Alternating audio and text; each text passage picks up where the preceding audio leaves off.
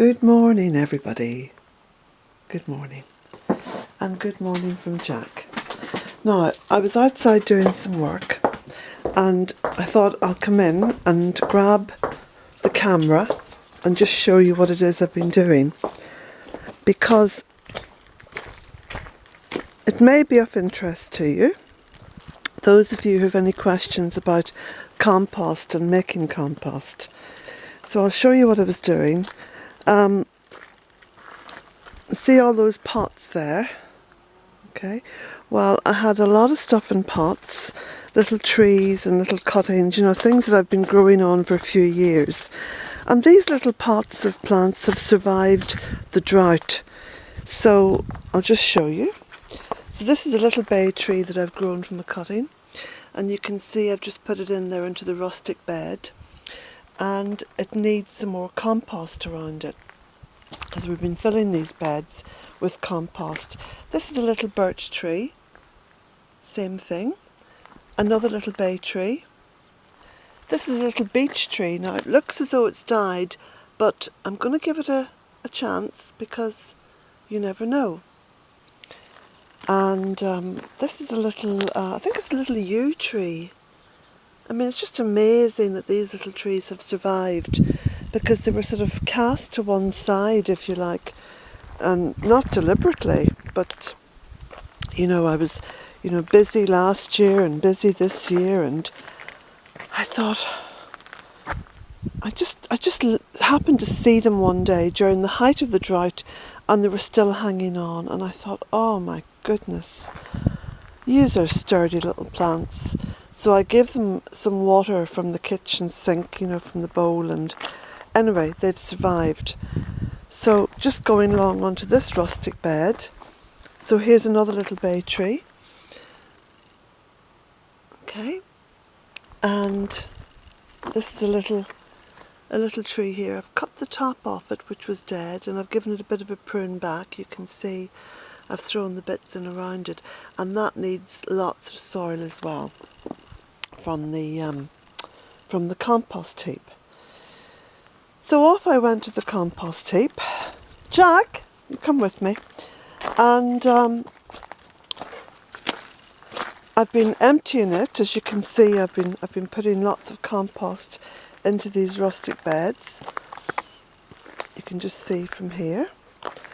And I've got down to the final, and I think it's about the final wheelbarrow load of compost. See, there's another little plant that I put in. Little cotoneaster. I mean, these are amazing little plants that have survived. Oh, and this fern as well. Look at this.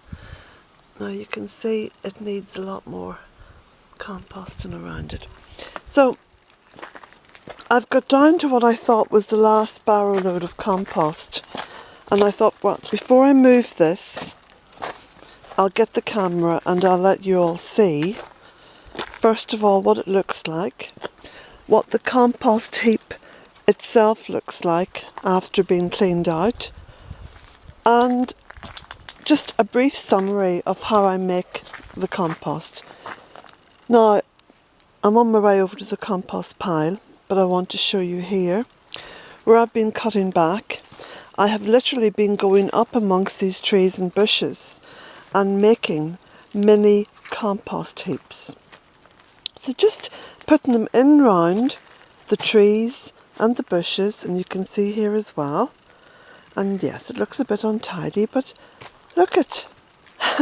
It won't be long before that's beautiful soil, beautiful earth, because that's what Mother Earth does to all the little things that fall upon her.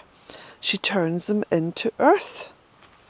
And in the meantime, isn't that going to be fantastic habitat for little butterflies and little insects and maybe small mammals during the course of the autumn and winter? So you can't go wrong. It's win-win. Right.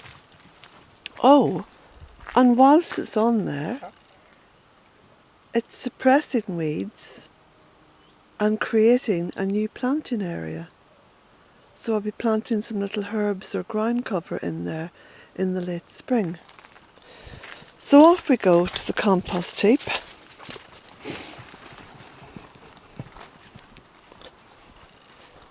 Of course, there's masses of cutback that's going to go on here in the not too distant future, and just the right time as well.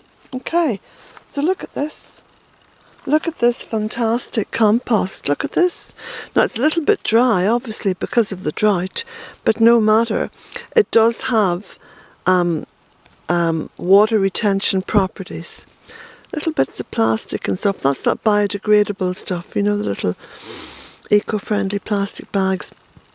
Now, so masses of that. Look at that, a whole wheelbarrow full.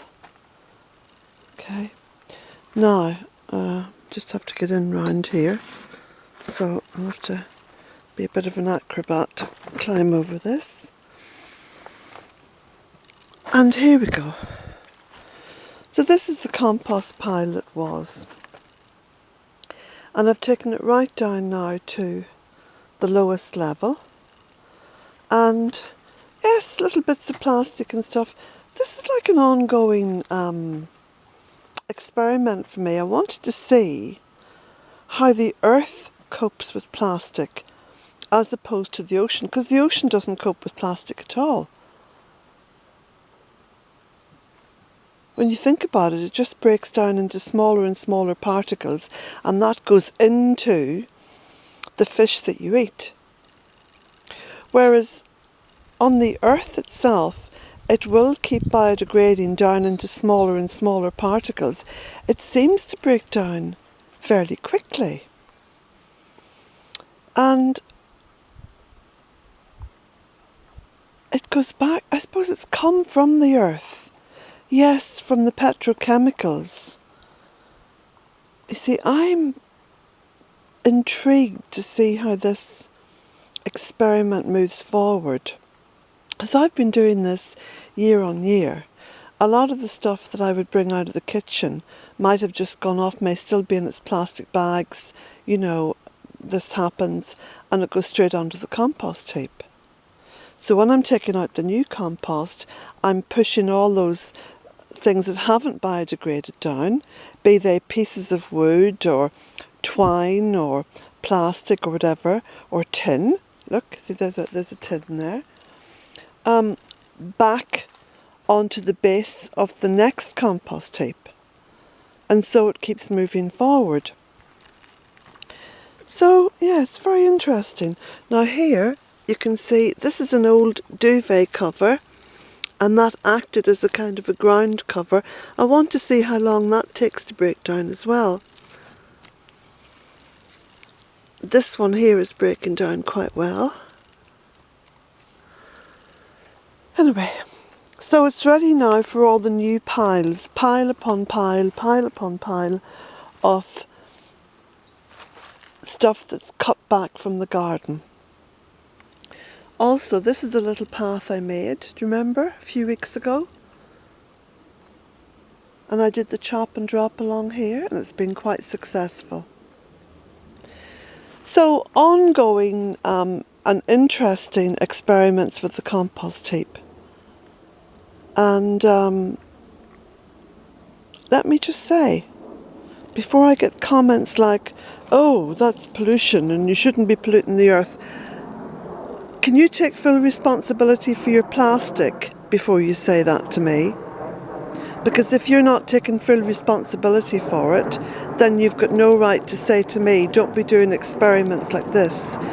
The experimentation is part of trying to understand what the best way to live with Mother Earth is going to be.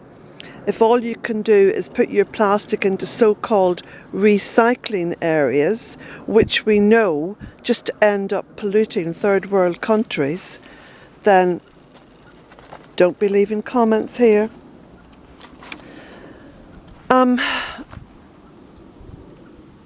Sorry if I sound harsh, but there was a comment left yesterday by a sort of a very angry vegan picking fault with the fact that I bought a second-hand pair of leather shoes. Well, let me tell you, I am not vegan per se. I follow a plant-based lifestyle and I care for animals, and that's an ongoing evolution. Unfortunately for me, I haven't reached that state of nirvana which you appear to be in, which doesn't appear to be doing you much good because there's an awful lot of anger coming from you. Anyway, is this turning into a rant? Oh, for goodness sake. Yeah, but look, I have been working really hard. Look at my nails here this morning, filled with beautiful earth. Look at this, filled with earth, happy to say. So, anyway, that was the little show and tell at the compost heap. And as with everything else here at Bealtaine Cottage, it's an ongoing adventure, and it's an ongoing adventure with Mother Earth. We'll arrive sometime after we die, I think. Perhaps, maybe, who knows. But this life is all about a journey. A journey. And beware of those who say they've reached the end of the journey and they know everything and they can tell you off.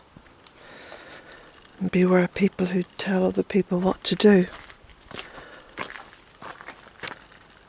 Right, okay. So blessings to you all, and I hope that was of some help to you. Oh, and by the way, cold composting, I don't turn anything, I just pile it all up, leave it for a year. No, I don't turn anything at all. No, I don't measure the heat. No, I don't put on specific layers. It's pile it up and leave it, as Mother Earth does. Blessings to you all.